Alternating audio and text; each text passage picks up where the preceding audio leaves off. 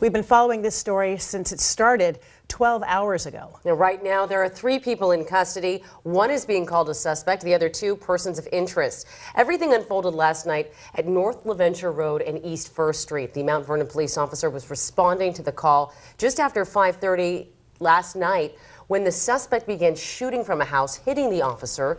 The victim from the initial call was grazed by a bullet. Neighbors say they came out of their homes after hearing these gunshots. We heard them, about 2 hours ago or so. Heard about 20 to 25 gunshots at first. A few minutes later, about 3 or 4. And then some minutes later after that, we heard a couple more. So it's just been going on for a while. And you just keep hearing them like we just heard a few minutes ago. You know, it's insane how close it is to home and how things are getting. So scary. Well, this morning we have team coverage of the shooting. King 5's Michelle Lee live at Harborview, where the officers recovering this morning. We want to begin with Alex Rozier in the neighborhood where all of this happened. Alex? Yeah, Joyce and Amity, good morning to you. Police remain on scene 12 hours now after the shooting. I want to give you a look behind me. You can see there are several law enforcement vehicles here on the 800 block of North LaVenture Road where this all happened. Now, initially, police responded to a report that someone had been shot.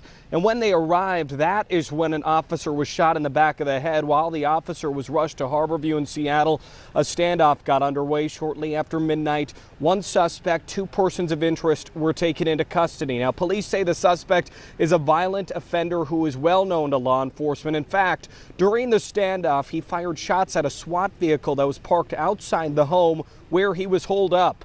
During this time, people nearby had to evacuate. Several roads were closed off. Skagit Valley College went into lockdown, and neighbors told us about their scary night. It's very scary, especially with everything that happened in Burlington back in September, I believe it was. It's just something very scary. You never think that it would happen in a small community that this is, and especially in a few houses down from my house. Police tell us right now they do not know about the suspect's motive. So far, there has been no information released on possible charges. As I mentioned, the initial call was that someone was shot in the neighborhood, and at this point, it appears someone was grazed by a bullet. That person was taken to a local hospital. As we come back out live, though, this morning, just after 5 a.m., now 12 hours later, police remain on scene, but that officer is in Seattle at Harborview Medical Center. For the latest on his condition and what we know about him, I want to send it over to my colleague, Michelle Lee. Thank you, Alex. So we are learning that that officer has now been upgraded. He is in serious but stable condition. Brought to Harborview overnight, as you mentioned, with a gunshot wound to the head.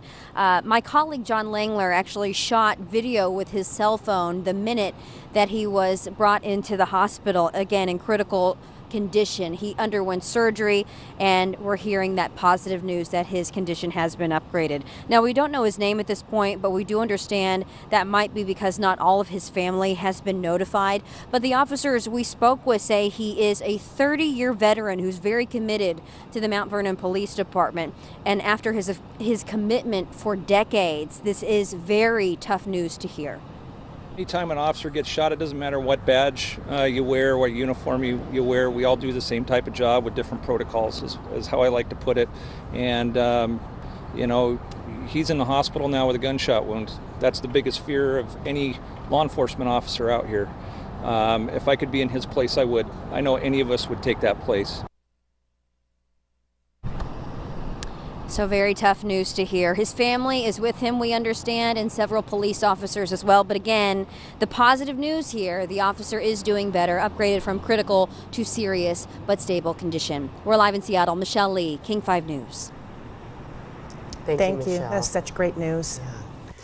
Well, other departments are speaking out after the second recent shooting in the state, like Tacoma Police, who said they're hoping for a peaceful outcome where no one else gets hurt. The Kent Police Department says that they are praying for courage and strength for Mount Vernon. Even Governor Jay Inslee tweeted, "Our thoughts are with the family of the officer, hoping for a safe resolution to this situation soon." If you would like to send your thoughts, many are using the hashtag #SkagitShooting.